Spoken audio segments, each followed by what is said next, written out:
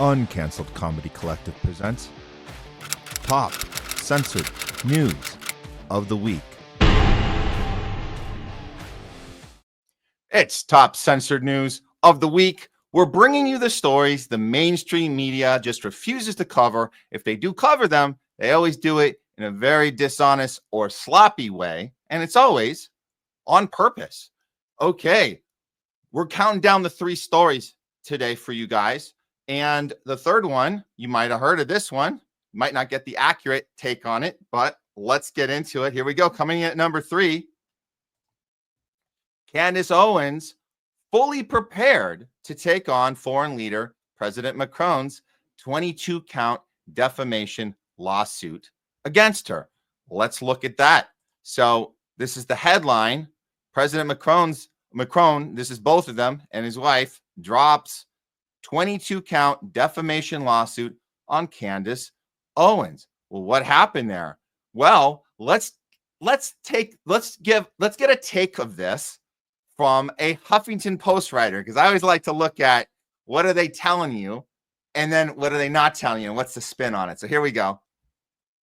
Breaking: Candace Owens sued by President and First Lady of France. And this is Yashar Ali, writes for Huffington Post, but put this out on their own Substack, or one of those. We found it. I think it's interesting take from somebody who is part of the establishment media. Here we go. It's extraordinary, unprecedented step for a head of state to take against a citizen of another country, which, yes, that doesn't actually happen. But Mrs. Macron has told friends that these allegations have traumatized her. Well, I'm sure she's showing proof that the allegations are not substantial. Okay, so what's the problem? What is so traumatic here? Okay, well, Emmanuel and Brigitte Macron, President and First Lady of France, are suing the far-right podcast host. I like how she's far-right podcast host. I don't know what that even means anymore. What does that mean? Okay, because she's like Free Palestine. I guess that's far-right. Or they're calling that's now called right woke or something. Woke right or some shit. I don't know. Okay, Candace Owens defamation, among other claims. Over a year, Owens, without presenting credible evidence, has been alleging that Mrs. Macron was born a man, along with a raft of salacious allegations, which include, but are not limited to, the Macrons engaging in or being part of a conspiracy involving identity theft, fraud, and murder. Yes, those are pretty harsh claims. But as a journalist, I'm sure Candace Owens is just making stuff up. She doesn't have any substantiation to any of these claims. So, but I'm sure they're going to show us proof that none of this is real. Okay. In an extraordinary, unprecedented step, blah, blah, blah. Yes, this doesn't happen. You don't see a foreign leader go after a citizen in another country. But she's saying it traumatized her to have this happen.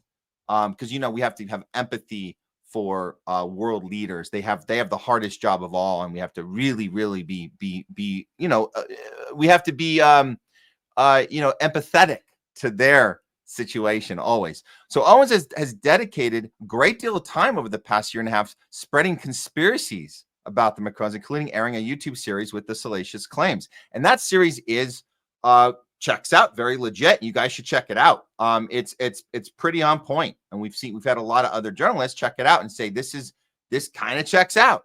Over the past 3 years, Owens, who has a long history of disseminating transphobic rhetoric, has increasingly fallen into a pit of anti-Semitism. She has millions of subscribers, and she spreads some of the oldest and often debunked conspiracy theories about Jews and Jewish power. Yada, yada, yada, yada, yada. Oh, the dangerous conspiracies about Jews and Israelis being responsible for 9/11, the assassination of JFK. What's so dangerous about those conspiracy theories? There's a lot of people who share those beliefs because they have facts to back them up, but I guess they're dangerous to talk about those facts. Very dangerous. Don't have those conversations. Anyways, you understand where this staff writer, HuffPost staff writer, is coming from as they make their claim. But why don't we hear Candace's own reaction from what happened when she found out that this lawsuit was going down? Here we go. Born a man and you will die a man. That's the point I'm making. So give us a sample. I'll send my doctors to take your blood. Figure it out real quick, however you want to go about this. Hey, how about just giving us some pictures again of you growing up, raising your children? That would be fine. For whatever reason, to phone, by the way, like I said, we'll get to the bottom of it, right? That is what Discovery is for. I'm going to ask a lot of questions. You're probably hoping, this will go away and at least we'll say we sued her. We'll say we went after her. She'll probably file for this to get dismissed. I'd like to make it to Discovery. I think that we owe that to the world. Anyways, you guys, we are revolting against this. We're revolting against the perverts that run the world. And I want to be very clear here. I count you among them. I think you're sick. I think you're disgusting. And I am fully prepared to take on this battle on behalf of the entire world. Okay? That's what I'm going to say. On behalf of the entire world, I will see you in court. On behalf of the entire world, I will see you in court. Wow.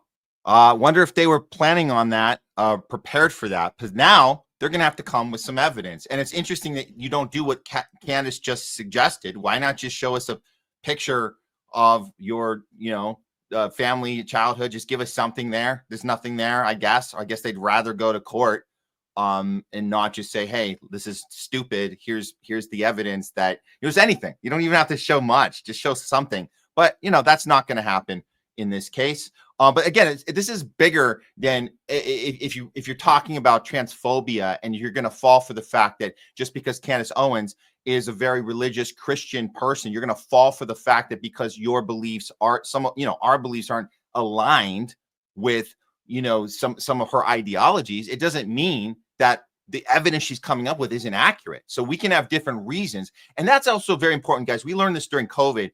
We can have different reasons why we're fighting a fight and why we have people, allies, fighting the same fight with us. We could be there for different reasons. That's okay. You don't have to agree with the reasons you're there, but guess what? You're there and you're seeking truth and justice. And it's very clear that's what Candace is doing here, regardless of if it's religiously motivated or not, or really just getting to the bottom of how corruption works. That's pretty much the thing of it. And so this thing going to court is actually a big deal. Now let's look at this is Candace a few months ago talking about, it was actually not that long ago. This is her talking about a phone call that she got from Trump. Actually, let me put this tweet up first, just so you guys understand that there is a paper trail here. We're not going to show you, the rabbit hole on the YouTube thing. You guys should go check out her series on Bridget Macron. But she says straight up here, Bridget Macron was born Jean Michel Tonnet. He lived as a man for about 30 years before transitioning to Bridget. While he lived as a man, he fathered 3 children. All right. So this is part of her investigation. Now, if that's inaccurate, show us how that's inaccurate. But she conducts journalism like you're supposed to conduct journalism, and you stake your entire career on something. You're not just pulling it out of thin air. You have some sort of paper trail there. So I'd like to see if they come to court and have something to say about it. But this part of the story is pretty interesting. The part where Trump calls Candace Owens and makes this a global, I would say, positioning, hinting at a World War III situation here over her investigation on the Macrons. Check this out. This is her describing the phone call. And I get another message that's like, hey, keep your phone on. And anyways, this phone call is coming from Florida. I pick up the phone and lo and behold, so here's what happened. I'm negotiating this thing. I'm negotiating Ukraine and Russia. And you wouldn't believe how many parts are part. It is President Donald J. Trump. He is calling me. And in true President Trump fashion, he jumps right into the narrative. We're not, hey, how you doing? He just jumps right into the narrative of exactly how this went down. I am literally, it is hard to catch my breath to comprehend that 4 days ago, I'm ending a series about Brigitte Macron, and now I'm speaking to the President of the United States, and the topic of conversation, no matter which way you want to slice it, is about Macron's wife's penis. I mean, there's no other way to say it, right? Anyways, I have Macron. I like Macron. We're speaking at the White House, and I'm walking him to his car, and, he says to me, Mr. President, can I speak to you for a second? I say, of course you can speak to me about anything. What's going on? And Macron wants to have a little sidebar. And then Macron says to him, Mr. President, do you know Candace Owens? And I say, yes, of course I know Candace Owens. What's going on? And then he continues his narrative and he tells me that Emmanuel Macron is requesting to his face that I stop speaking about his wife. And one of the things Trump said is like, he tells me, she's old and this is really, really impacting her. And then he said, I saw her, Candace, I saw her up close and she looks like a woman to me. She looks like a woman to me. I had dinner with her at the top of the Eiffel Tower. And I explained to him that she has had this amazing doctor who specializes in transgenderism surgeries or feminization procedures. I'm talking to the President of the United States about this, guys. This is crazy. This is wacky. And I said to Trump, and I will be honest, that at that moment I realized that one day this is going to go into my autobiography. And so I got to say something funny. And I said to him, respectfully, Mr. President, it's not my fault that he married someone with a penis.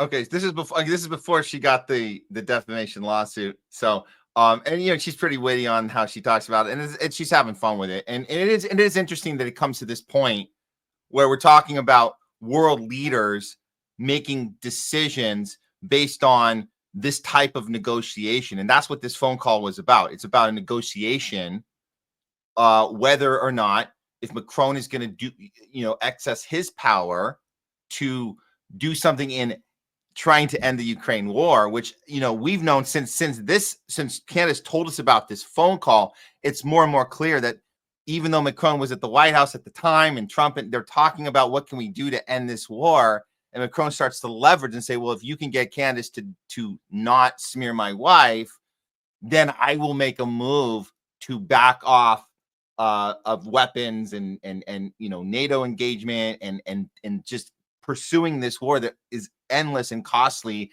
and just a money laundering scheme.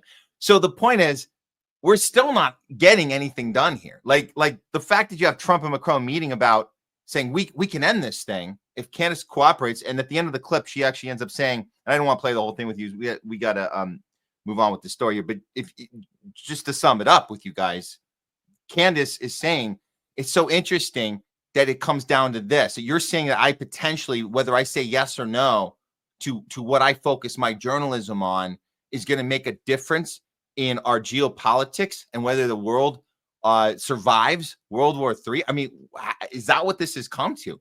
But the reality is it hasn't come to that, because it's just words. They're not actually meeting at the White House. Macron and Trump aren't meeting to end this war. They don't, for whatever reason, they don't have the ability to do it, or they would have done it.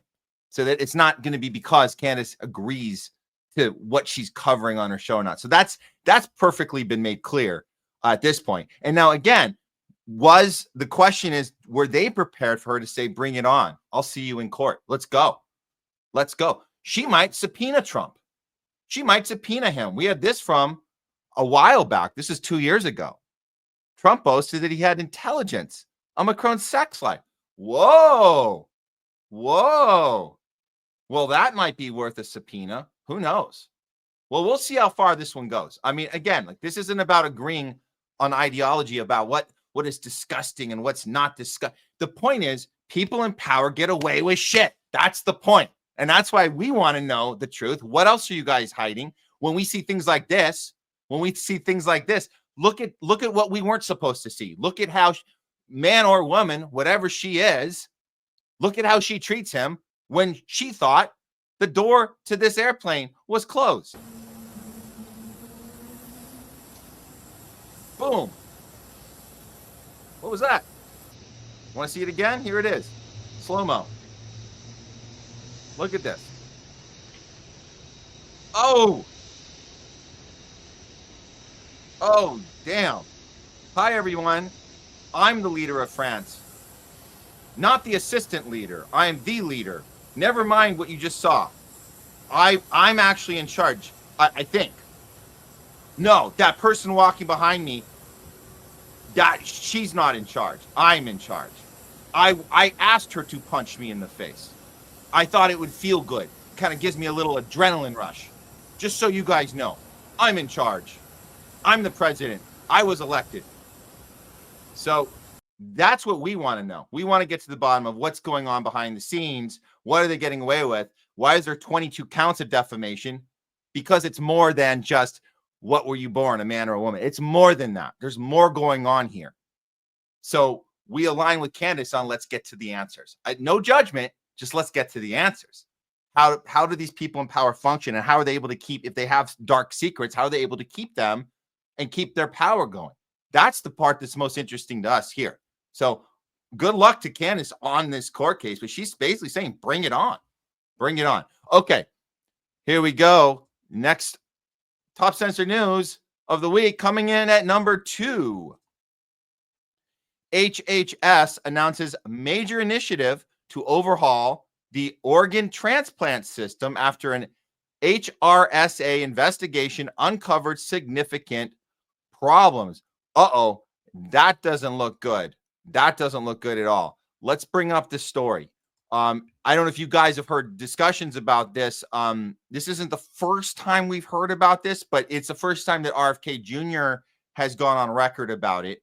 But it is very, very disturbing.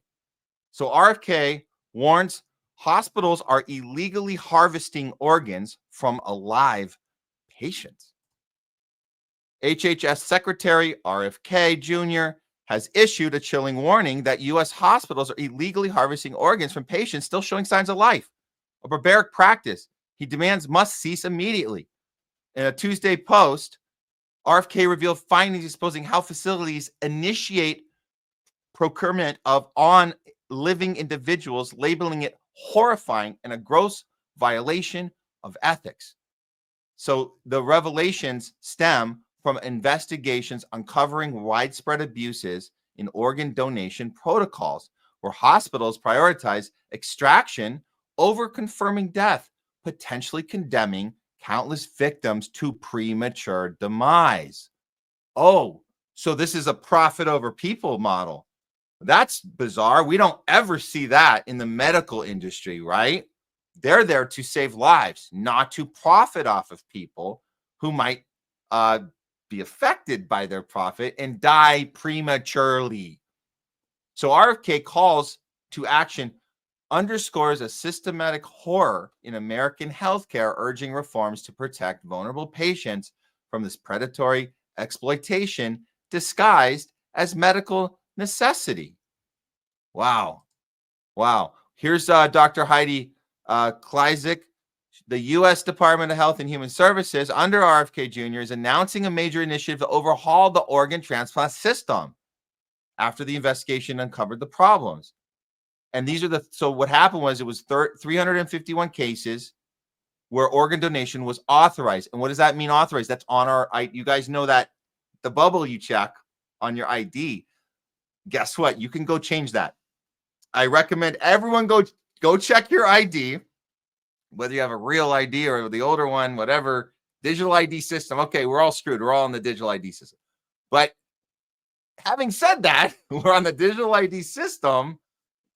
Let's make sure we don't have that organ donor thing going anymore. I think we need to go make that switch. Let's all of us do that. Let's all look at our ID right now and say, okay, how do I get that bubble unchecked? Let's look into that, because out of 103 cases, including 73 patients with neurological signs of that were incompatible with organ donation, at least 28 patients may not have been deceased at the time of organ procurement was initiated. In other words, they're initiating transplants of organs by patients who are still alive. They're filing the paperwork. What the effing F? How is that happening? That's insane. That's insane. So it's 103 cases out of the 351 were already concerning, and then another within that 28 patients, even double, triple concerning. So yeah, we need to go check our IDs and, like, look, there's been a pattern. There's been a pattern with RFK Jr. that most of the stuff he's been accomplishing is whistleblowing, and that's generally the end of it. So let's not hold our breath that he's going to initiate any actual change here. He might, but right now whistleblowing is all we can really expect, and we got to do the work. This is what we always tell you guys on the show, that we have to do the work for us. He can give us the information. He can tell us, we're the worst our country's the worst in this. We have the worst food. We have the commercials on TV. We have the long list of whistleblowing. Thank you, RFK, for calling it out. I don't know if he's going to do anything about it. So let's just all try to be proactive here and make the change ourselves. That's the least we can do. But let's not hold our breath that he's going to actually get anything changed because he called it out. But hey, breadcrumbs. Okay. The number one story, top censored news of the week. And this just broke this morning. This is basically breaking news, and it gets the number one spot. Hold on to your seats, guys. This one is not good. Not good. Here we go. ADL announces Stop Hate Act, which will designate online critics of Israel as terrorists. They will fine social media companies $5 million for not suppressing anti-Israel speech. What the effing F? What is this? It's called the Stop Hate Act. Okay, let's check this out. Let me grab this. And this, again, guys, this just broke today. Let's see the release that came out. Okay, here it is. Here we go. Directly from Josh Gottheimer on his own website is very proud of this accomplishment today. That he, Bacon, and ADL, which is Greenblatt, was there. That's the psychopath ADL leader, Jonathan Greenblatt. Together, they announced this legislation to combat terrorists and disinformation on social media. So they're saying the social media apps are a breeding ground for terrorist organizations and sympathizers. It follows the Grok AI's anti-Semitic and violent posts. You guys know we've been covering that. The mega Mecca Hitler.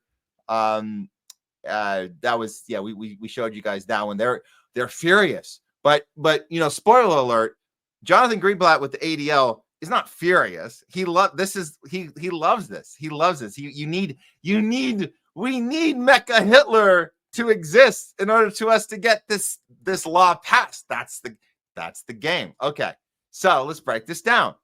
So this is yesterday, the 23rd. The three of them, that's Gottheimer, that's Bacon, and that's the national director of ADL, which I said, Jonathan Greenblatt. They held this press conference, the Stopping Terrorist Online Presence, Holding Accountable Tech Entities. So it's called Stop Hate. Look at that. Well done with your acronym. Love it. Look at how they did that. They got the S, the T, the O, the P. Oh, it spells Stop Hate. You can get kids to chant that, right? But they won't know what they're chanting. They think it's like stop bullying. No, this is criminalizing free speech and criminalizing anti-war and criminalizing holding Israel accountable for war crimes, crimes against humanity, illegal occupation. You guys know the list. So that's to combat terrorists and disinformation on social media. Remind us again, please. A lot of us forgot about that famous day, October 7th. Brutal day. Brutal October 7th terrorist attacks on Israel. Social media organizations have failed to stop the spread of disinformation. Oh, you guys and your social... Man, you did not do a good job with your censoring of free speech. You guys got to do better with that. So we're going to fine you $5 million a piece. That's what they're going to do. So the state-sponsored terror and their proxies, especially Iran, Hamas, and its affiliates, consistently use social media platforms to spread propaganda and disinformation. Right, because the ADL and AIPAC, they don't use social media to spread anything that isn't just what they don't need to do that. Why would you need to spend money on propaganda and marketing materials if you're on the right side? You don't have to do that. So clearly it's Hamas that's spending all the money buying up our news organizations. Clearly they're buying up the social media companies. I mean, it's obvious because there's no other reason people would be in the street for Palestine other than Hamas tricked them into doing it. We know this, right?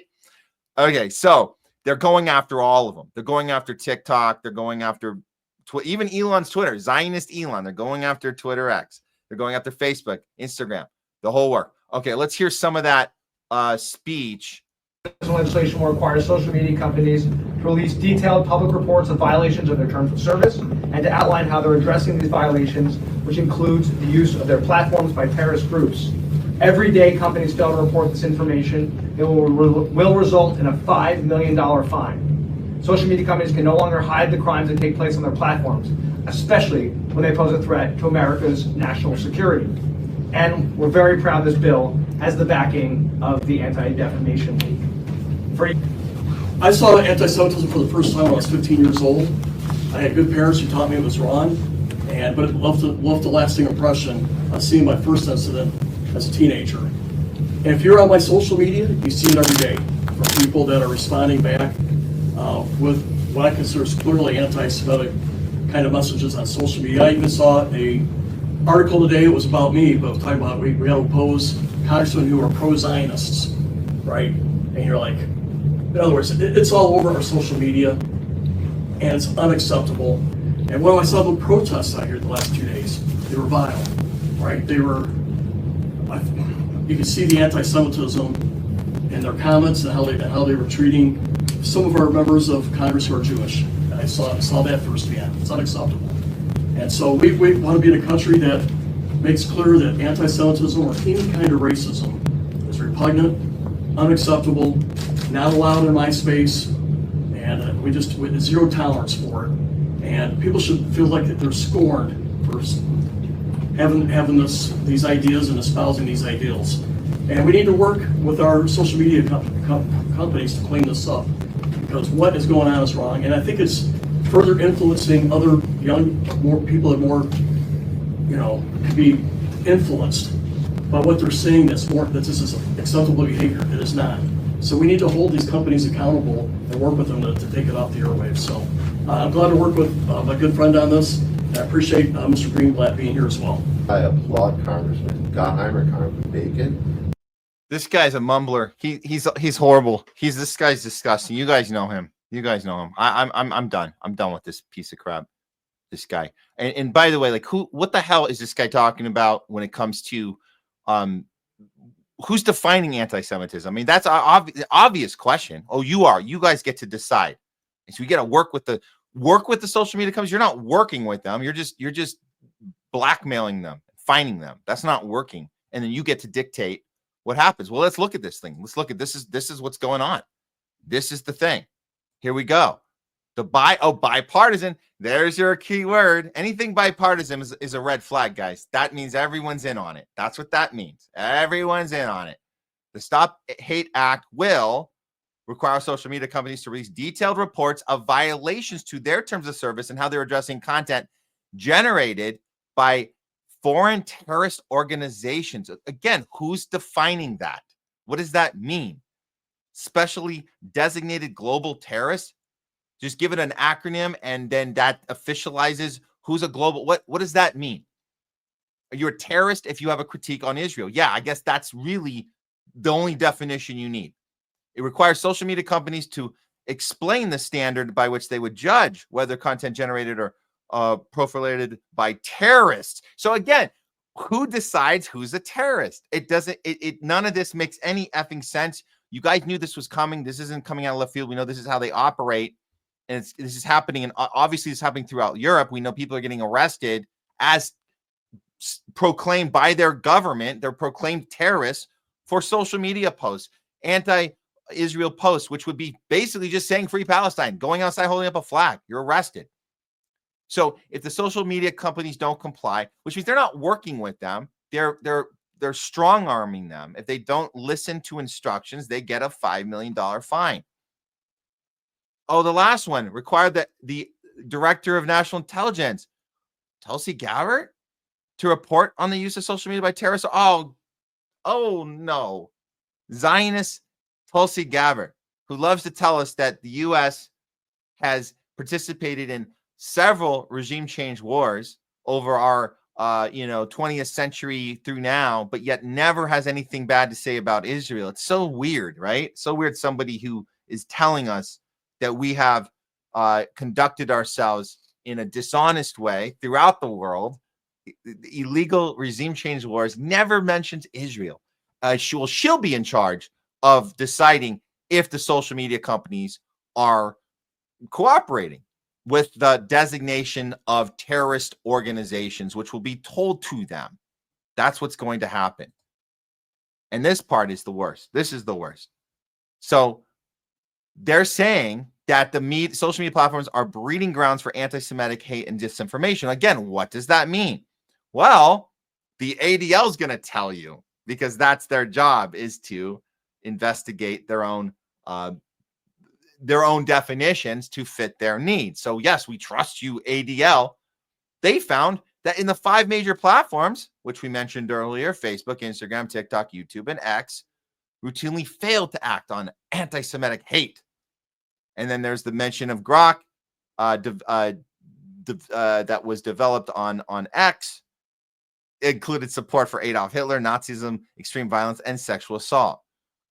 Whew. Yeah, words are violence. It's like sexual assault. When you tweet something that you disagree with, it's just like getting sexually assaulted. That's how bad it is. After shooting outside, the shooting outside the Jewish Museum, anti-Zionist extreme groups flocked to social media to call for further violence. Okay, further violence, like against Jews? Oh no, the quote they're saying from Instagram is, they said, "May all Zionists burn," and one group leader posted in the text, "Death to Nazis." So let me get this straight. Insinuating, suggesting violence against Zionists and Nazis is a hate crime. It's racist. It's anti-Semitic. That's weird, because last time I checked, Zionism and Nazism was a choice of a mindset that you can decide to have when you wake up in the morning. How are you going to conduct your day? I think today I'm going to be a Zionist. You can do that because it's a mindset. You can't do that about a race. You can't do that when you're talking about somebody's cultural origins and ethnic origins. So how can you take being suggesting something violent against somebody's mindset as racism? Doesn't really make any sense, does it? Because you choose that mindset. You can unchoose it tonight when you go to bed. Wake up tomorrow, I choose not to be a Zionist today. Therefore, if somebody posts, "I want all Zionists to burn in hell," that doesn't really affect me, because I don't want to be the guy that wishes death on everyone else and decides that I'm a chosen one. And have some superiority amongst the planet, amongst everyone else. I'm going to choose not to have that mindset. And then somebody's post is saying death to that, or I don't want, get rid of that. We want it all gone. I won't be affected by it. So that's like the opposite of racism, the opposite. So anyways, but you guys know all that, but this is in the works now. Mainstream is, I don't know if they're going to pick this story up or not, but here we are, guys. We're giving it to you because they're not doing it. Like I said, Top Censor News, we're giving you these stories because the mainstream media isn't going to give it to you in an honest way, or at all, for that matter. And that should do it for Top Censored News of the week.